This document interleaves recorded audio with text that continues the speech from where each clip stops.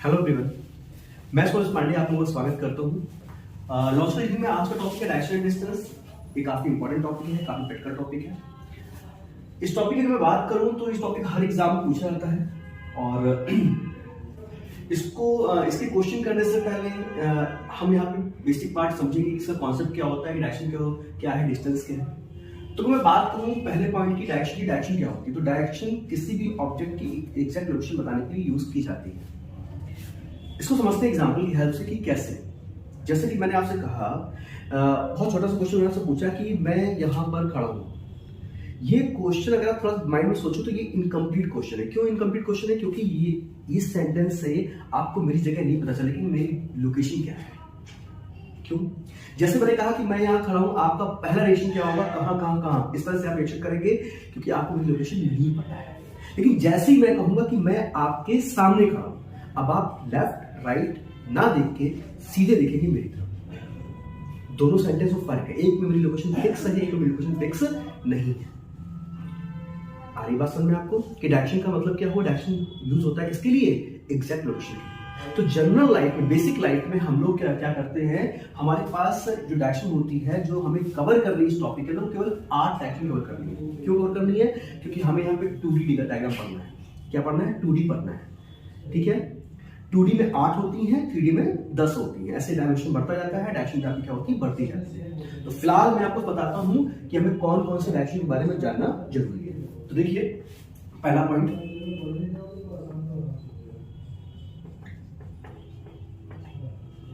हम बात कर रहे हैं डायरेक्शन की। जैसा कि मैंने आपसे कहा है टोटल 8 होती है। अच्छा, कौन कौन सी होती है? तो सबसे पहले देखिए, मैं यहाँ पे इनका नाम लिख रहा हूँ, साथ में इनको रिप्रेजेंट कर रहा हूँ कि इन्हें कैसे डिनोट किया जाता है।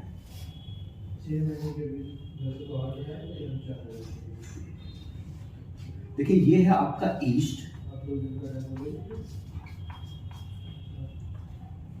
ये है आपका नॉर्थ, ये है आपका वेस्ट,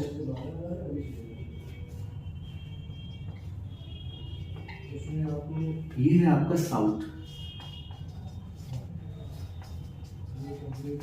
ये हमारे 4 मेन डायरेक्शन होती है, east, west, north and south. आपने एक वर्ड सुना होगा न्यूज।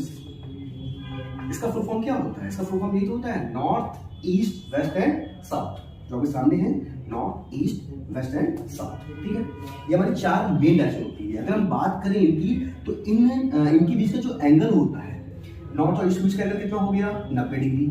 इसी प्रकार ईस्ट और साउथ के बीच का एंगल कितना हो गया? 90 डिग्री। साउथ और वेस्ट के बीच का एंगल कितना हो गया? 90 डिग्री। और वेस्ट और नॉर्थ के बीच का एंगल कितना हो गया? 90 डिग्री। यानी किन्हीं भी 2 मेन डायरेक्शन को अगर उठा के आप देख लो तो उनके बीच का एंगल कितना बनता है? 90 डिग्री बनता है। तो ये 4 मेन डायरेक्शन है। इसके साथ साथ 4 हमारे पास और होती है, कहते हैं सब डायरेक्शन कहते हैं।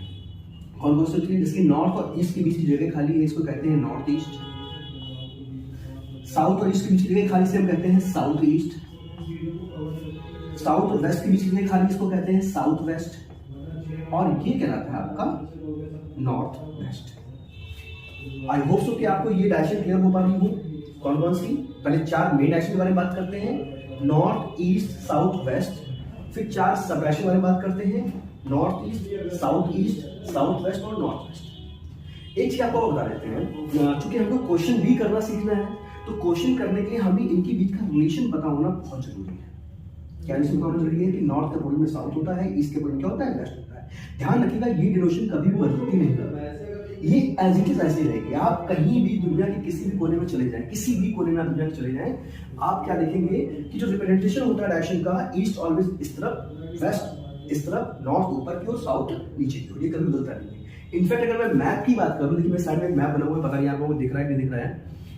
इस मैप में मैं भी आपको दिखाता हूं मैप, देखिएगा ध्यान से।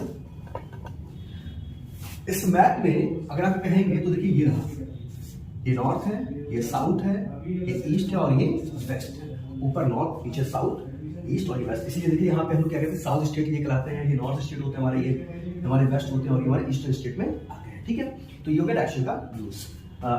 Basically all over world is same रहता है। आगे फिर वापस से बोर्ड की तरफ आते हैं। तो आपने इसको समझ लिया। एक छोटा सा काम और कर लेते हैं। जैसे मान लीजिए मैं आपको चीज़ और एक्सप्लेन कर देता हूँ कि इसकी जरूरत पड़ेगी, इसकी जरूरत पड़ती है क्वेश्चंस में। जरूरत क्या पड़ती है कि आपको ये बताना चाहिए कि जब हम नॉर्थ से क्लॉकवाइज डायरेक्शन में मूव करते हैं, नॉर्थ से क्लॉकवाइज डायरेक्शन है कि घड़ी दिशा में मूव करते हैं, तो 90 डिग्री पे हमें क्या मिलता है, ईस्ट मिलता है। और ईस्ट से जब हम चलते हैं क्लॉकवाइज डायरेक्शन में घड़ी दिशा में, तो हमें क्या मिलता है, साउथ मिलता है। क्यों? क्योंकि भैया इस पे क्वेश्चन पूछा जाता है, डेफिनेटली पूछा जाता है। ठीक है, तो जब ध्यान से देखिएगा कैसे पूछते हैं। मान लीजिए आपको एक पॉइंट दे दिया गया क्वेश्चन में, क्वेश्चन की बात कर रहा हूँ, क्वेश्चन के बीच में ये चीज जरूर आती है, क्या है, आपको किसी एक पॉइंट पे बता दिया गया क्वेश्चन में कि भैया इस पॉइंट पे ये नॉर्थ पड़ रहा है, इस पॉइंट पे ये क्या है, नॉर्थ पड़ रहा है। तो आपको अगर रिलेशन पता होगा इनके बीच का, तो आप बाकी डायरेक्शन ड्रॉ कर सकते हो और इजीली क्वेश्चन सॉल्व कर सकते हो। कैसे? अगर भैया ऊपर की ओर नॉर्थ है तो नीचे की ओर क्या होगा, साउथ होगा। इस लाइन के साथ में लाइन बनाएंगे 90 डिग्री, नॉर्थ से क्लॉकवाइज चलोगे तो ये आपका हो जाएगा ईस्ट, और ईस्ट का बोल क्या हो गया, वेस्ट हो गया। सिंपल हो गया। थोड़ा सा कॉम्प्लिकेटेड कर लेते हैं। मान लो कहा गया आपसे इस पॉइंट पे ऊपर की ओर क्या आपका ईस्ट है, ऊपर की ओर क्या है, ईस्ट है। अब आपको रिमेनिंग डायरेक्शन ड्रॉ करनी है, तो कैसे ड्रॉ करेंगे? अगर ऊपर ईस्ट है तो नीचे क्या होगा, नीचे वेस्ट हो जाएगा। इस वाली लाइन साथ में ये लाइन 90 डिग्री बनाएगी। तो जैसा मैंने आपको बताया था कि अगर ईस्ट से आप 90 डिग्री चलते हो तो क्या मिलेगा आपको मिलेगा साउथ। तो अगर ये ईस्ट, ये वेस्ट, ये साउथ, तो ये क्या हो जाएगा, नॉर्थ हो जाएगा। यानी कि इजिली आप रिमेनिंग डायरेक्शन को ड्रॉ कर सकते हो। आई होप सो कि आपको ये चीज क्लियर हो पा रही हो। हमें इनके बीच का रिलेशन पता होना चाहिए, बहुत चाहिए। ये जो बातें हैं ये बातें हो गई डायरेक्शन को लेके। अब हम आपको कुछ बातें समझाएंगे डिस्टेंस को लेके। देखिए बहुत इंटरेस्टिंग चैप्टर है। थोड़ा सा कॉन्सेप्ट अगर क्लियर हो जाता तो और मजा आएगा आपको क्वेश्चन करने में। अब हम बात कर रहे हैं डिस्टेंस की। सबसे पहले डिस्टेंस को यहाँ पे दो तरह से पूछा जाता है इस चैप्टर में। डिस्टेंस को यानी क्वेश्चन में डिस्टेंस को दो तरह से पूछते हैं। दो तरह के कौन कौन से हैं? तो पहले हम लोग यहाँ पे बात करते हैं। एक सिंपली आपसे कहेगा कि दो पॉइंट के बीच की डिस्टेंस कितनी है। दो पॉइंट के बीच की डिस्टेंस कितनी है, डिस्टेंस यानी कि आप कहेंगे दूरी, ठीक है। और एक आपसे कहेगा कि टोटल डिस्टेंस यानी कि कुल दूरी। देखिए दोनों में फर्क है, यहाँ पे दोनों में फर्क है। मैं फिर से कहूंगा, दोनों में फर्क है कि कब क्या पूछना, कब क्या फाइंड करना है। जब बात केवल डिस्टेंस की आती है, मैं क्वेश्चन की बात करूं, फिर से सुन लीजिए ध्यान से। जब बात डिस्टेंस की आती तो वो आपसे एक्चुअली में पूछता है शॉर्टेस्ट पाथ, या यूं कह लीजिए आप, इसको मैं ऐसे लिख देता हूं, शॉर्टेस्ट पाथ। और आई होप सो कि अगर आपने कभी फिजिक्स को पढ़ा हो तो आपको पता होगा शॉर्टेस्ट पाथ का मतलब होता है डिस्प्लेसमेंट। कैसे फाइंड करते हैं, क्या करते हैं, अभी मैं आपको बताऊंगा, सिखाऊंगा अभी। अगर आपसे कहता है टोटल डिस्टेंस कितनी है दो पॉइंट्स के बीच के, तो यहां पे होता है एक्चुअल पाथ। वो क्या पूछ रहा है आपसे? Actual path. एक्चुअल पाथ का मतलब होता है जितना भी आपने कवर किया है, कहां से कहां तक, जिन दो पॉइंट्स के बीच में पूछ रहा है। चलिए एक एग्जांपल लेते हैं। इन दोनों चीजों को समझने के लिए एग्जांपल लेते हैं। एग्जांपल में क्या लिया मैंने आपसे?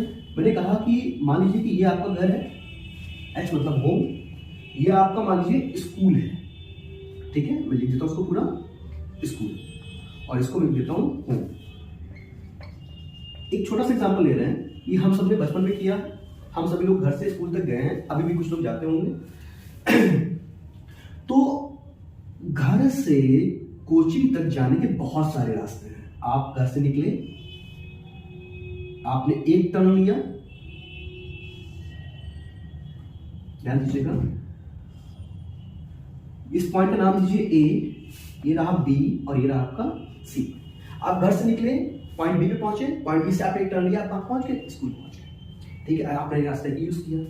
आप और रास्ता यूज कर सकते हो। आप ए से निकले, पॉइंट ए से निकल के पॉइंट डी तक पहुंचे, डी से फिर आप पॉइंट सी पे पहुंचे।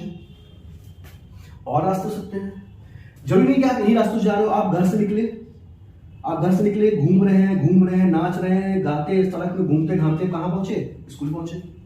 तो ये जो मैंने आपको रास्ते दिखाए हैं ए से सी तक जाने के, ये रास्ते क्या हैं? जितना भी आप कवर कर रहे हो सब क्या है? डिस्टेंस। ये सब कौन सा रास्ता है? ये वो रास्ता है जो टोटल डिस्टेंस में पूछा गया। या टोटल डिस्टेंस में पूछा जाएगा तो हमें इस रास्ते के बारे में बात करनी है। मैं कौन सा रास्ते की बात कर रहा हूं? जो अभी तक मैंने आपको बनाए हैं, कहां से कहां तक? ए से सी तक जाने के। ए से बी आए, बी से सी गए, एक रास्ता ये हो गया। ए से डी आए, डी से सी गए, एक रास्ता ये हो गया। एक रास्ता ये है, ए से हम आ रहे हैं, कहीं भी जा रहे हैं, घूमते घामते चाय नाश्ता दोस्तों के साथ घूम घाम के कहाँ जा रहे हैं, सीधे पहुंच रहे हैं। ये जो जितने भी रास्ते बने, ये सभी रास्ते किसको दिखाते हैं? टोटल डिस्टेंस दिखाते हैं, एक्चुअल पाथ दिखाते हैं। आगे बात समझ में? इसको और थोड़ा सा आसान कर देते हैं।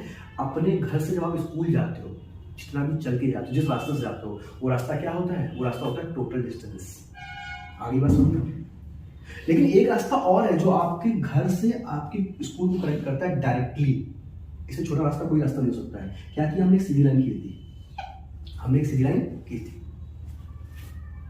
प्रैक्टिकली बात करें, ये रास्ता कौन सा है? आप अपने घर की छत से स्कूल की छत तक का रास्ता बाई एयर, कैसे? बाई एयर कवर करें तो इस रास्ते को हम कहते हैं शॉर्टेस्ट पाथ। ये रास्ता है शॉर्टेस्ट पाथ, ये, ठीक है, इसमें लिख देता हूं शॉर्टेस्ट पाथ, यानी कि सबसे छोटा रास्ता। और बाकी सारे रास्ते कैसे हैं? Actual path. बाकी सब रास्ते कैसे हैं? Actual path. तो सपोज करिए मैंने कहा कि ए से बी तक की दूरी कितनी है? मान लीजिए कितनी है? 4 किलोमीटर। और बी से सी तक की डिस्टेंस कितनी है? मान लीजिए 3 किलोमीटर। ये कितनी है? 4, ये कितनी है? 3। आगे बात सुनिए। अब एग्जामिनर हमसे कहता है, एग्जाम में हमसे पूछा जाता है कि बताइए आपके घर से स्कूल तक का पॉइंट ए से पॉइंट सी तक की टोटल डिस्टेंस कितनी है? क्या कहता है आपसे कि टोटल डिस्टेंस कितनी? तो हमारा काम क्या होगा? हम ए से बी को, बी से सी को जोड़ेंगे, यानी हम कहेंगे 4 + 3 यानी कि 7 किलोमीटर। बहुत सिंपल भाषा में क्या कहेंगे? 7 किलोमीटर। लेकिन वहीं पे अगर एग्जामिनर पूछ देता है आपसे, क्या कहता है कि ए से सी तक की डिस्टेंस कितनी है? सॉरी, ए से सी तक की केवल डिस्टेंस कितनी है? ए से सी तक की टोटल डिस्टेंस कितनी है? 7 किलोमीटर। और ए से सी तक की डिस्टेंस कितनी है? केवल सिर्फ डिस्टेंस की बात हो रही है। तो अब हम क्या करेंगे? अब हम यहाँ पे क्या करेंगे? हम यहाँ पे इस वाले पाथ को फाइंड करेंगे। कैसे फाइंड करेंगे? देखिए आपके सामने एक पाइथागोरस थ्योरम बन रही है, राइट एंगल ट्रायंगल बन रहा है, इसमें हम क्या अप्लाई करेंगे? पाइथागोरस थ्योरम अप्लाई करेंगे। जैसे आप पाइथागोरस थ्योरम अप्लाई करेंगे तो आपको पता होता है क्या होता है। यहाँ पे हम लगाएंगे स्क्वायर रूट, इसका स्क्वायर 16 प्लस इसका स्क्वायर 9, और ये हो जाएगा आपका 25 स्क्वायर रूट, ये जाएगा आपका +-5। क्योंकि डिस्टेंस नेगेटिव नहीं होती इसलिए केवल लिखेंगे 5 किलोमीटर। अब चूंकि बहुत बेसिक चीज है, ये आप पढ़ते हुए आए, इसमें ज्यादा इसको एक्सप्लेन नहीं कर रहा हूँ, आपको बता रहा हूँ कि जब डिस्टेंस आई तो क्या करना है, जब टोटल डिस्टेंस क्या करना है। आई होप सो कि आपको डिस्टेंस वाला पार्ट भी क्लियर हो गया हो। डायरेक्शन टोटल 8 होती है, 4 मेन 4 सब डायरेक्शन। डिस्टेंस में 2 चीज पूछता है, एक है आपका केवल डिस्टेंस वर्ड लिख के आएगा तो क्या करना है, और जब टोटल डिस्टेंस लिख के आएगा तो क्या करना है। टोटल डिस्टेंस मतलब एक्चुअल पाथ, जितना भी चल के जाते हैं सबको जोड़ देना है, और डिस्टेंस वाले में केवल शॉर्टेस्ट रूट को फाइंड करके आंसर देना है। ठीक है, चलिए अब हम बात करते हैं इसके बाद कि हमसे किस किस तरह के क्वेश्चन यहाँ पे पूछे जाते हैं। तो पॉज कर देना। चलिए दोस्तों, फिर अब हम बात कर रहे हैं कि यहाँ पे किस टाइप के क्वेश्चन पूछे जाते हैं। तो यहाँ से बेसिकली 4 टाइप के क्वेश्चन बनते हैं। टाइप 1 है आपका बेस्ड ऑन रोटेशन, जिसे लोग कहते हैं गोलन पर आधारित। इस टाइप में क्या होता है कि इस टाइप में एक व्यक्ति का फेस जो है वो किसी एक पर्टिकुलर डायरेक्शन में रहेगा, फिर वो वहां से रोटेशन करना शुरू करता है। क्लॉकवाइज 180 डिग्री घूम रहा है, फिर एंटी क्लॉकवाइज 360 डिग्री घूम रहा है, इससे रोटेट करके फाइनल पूछा है उसका फेस किस दिशा में है। टाइप 2 आपका आता है based on direction and distance. इस टाइप में क्या होता है कि व्यक्ति किसी एक पॉइंट से किसी दूसरे पॉइंट तक जाएगा, यानी कि इनिशियल पॉइंट से फाइनल पॉइंट तक पहुंचेगा, फिर आपसे फाइनली पूछेगा कि वो इनिशियल पॉइंट से कितनी दूरी और किस दिशा में है। अभी हम सिर्फ ओवरव्यू ले रहे हैं, बाद में हम एक्सप्लेन करेंगे बाकायदा एक टाइप को, तो वहां पे और अच्छे से आपको बताएंगे कि क्या इनिशियल पॉइंट है, क्या फाइनल पॉइंट है। Based on coded direction and direction distance. देखिए ये थोड़ा सा नया टाइप है, क्योंकि ये जो टाइप है आपका कई बार मेंस में पूछा गया है, इसलिए मैं इस पर ज़्यादा चर्चा करना चाहता हूँ। थोड़ा सा जानकारी रहेगी तो आपको और अच्छा लगेगा। बेस्ड ऑन शैडो मतलब परछाई पे आधारित क्वेश्चन। परछाई आपको पता है कि कब बनती है, जब लाइट होती है, तो इस पर थोड़ा सा डीप चर्चा करेंगे हम लोग जब इस टाइप को डिस्कस करेंगे। तो मैंने यहाँ पे टाइप 1 उठाया है, इसका नाम है बेस्ड ऑन रोटेशन। ये जो बेस्ड ऑन रोटेशन है, देखिए जैसा नाम किया है रोटेशन, तो रोटेशन में बेसिकली दो डायरेक्शन आती है। एक आती है आपकी क्लॉकवाइज, दूसरी आती है आपकी एंटी क्लॉकवाइज। इसे आप लोग एक नाम से और जानते हैं, जिसे हिंदी में कहते हैं घड़ी की दिशा। और इसको कहा जाता है घड़ी की विपरीत दिशा।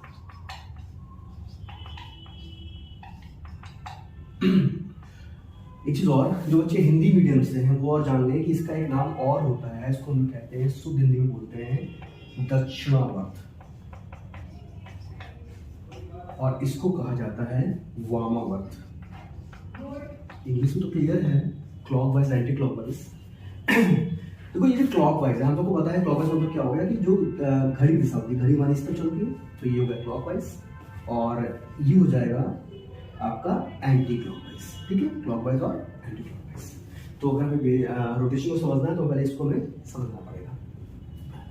अब हम बात करते हैं, लेकिन थोड़ा सा लंबा वीडियो हो रहा है तो मैं इसको यहीं पे रोकता हूँ, क्योंकि बहुत लंबा हो जाएगा, मैं ज़्यादा एक्सप्लेन करने जाऊँगा। तो थैंक यू सो मच, इसके आगे बाद में कंटिन्यू करें।